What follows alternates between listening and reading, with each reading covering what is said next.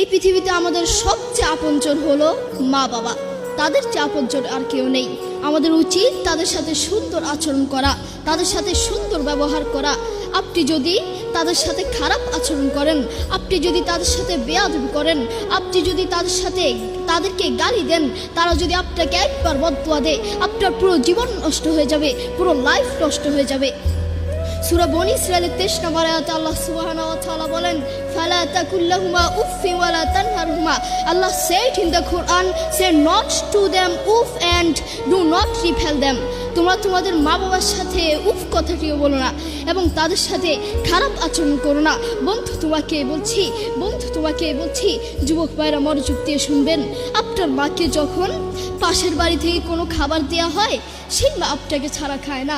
সেই মা বলে, এই খাবারটুকু যদি আমি খেয়ে ফেলি, এই খাবারটুকু যদি আমার পেটে চলে যায়, আমার আদরের সত্তরটা